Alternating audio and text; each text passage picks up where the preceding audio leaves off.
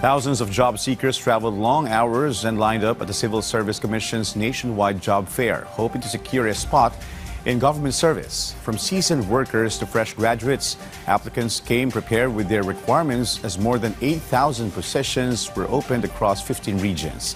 Our Bien Manalo reports. Jake Lorente traveled almost 2 hours from San Ildefonso, Bulacan to Quezon City. He was going to participate in the Civil Service Commission or CSC job fair at a mall in Quezon City. He was applying as an administrative assistant in any government agencies.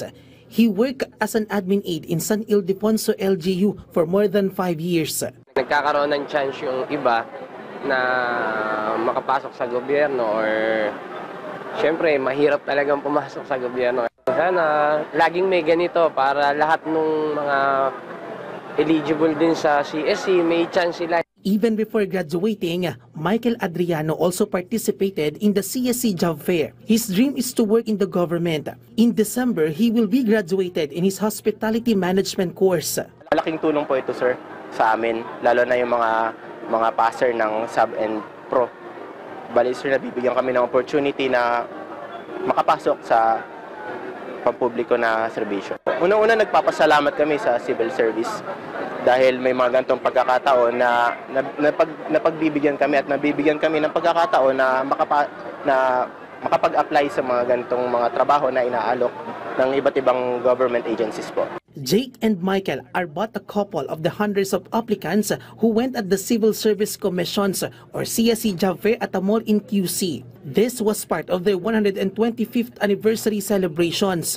Over 200 government agencies participated in the job fair at 15 regional venues throughout the Philippines, offering more than 8,000 jobs. This is the highest number of job vacancies in the history of CSC job fairs.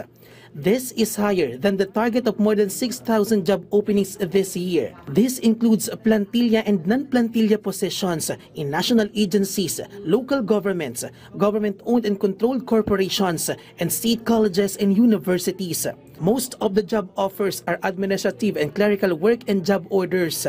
Some of the requirements include a fully accomplished personal data sheet, which can be downloaded from the CSC website, performance rating on current employment, copy of certificate of eligibility or license, and transcript of records. The job fair began on September 2 and ends today. Ang objective lang naman natin is for us to bridge yung mga employers sa government service and yung mga aplikante natin na gustong pumasok sa gobyerno. Sa government kasi, kagaya ng private, nag-upgrade na rin kasi yung sa mga competencies. So titingnan nila kung yung sa posting ng position, ano yung mga requirements, ano yung competencies ng position. In the National Capital Region, 25 government agencies participated in the job fair, including the Department of Labor and Employment, National Center for Mental Health, Social Security System, and University of the Philippines. The CSC has an advice for those who want to work in the government and current government employees, especially now that the issue of corruption is heavy. Ang pagpasok sa government ay isang misyon. So we take it as our mission and vocation.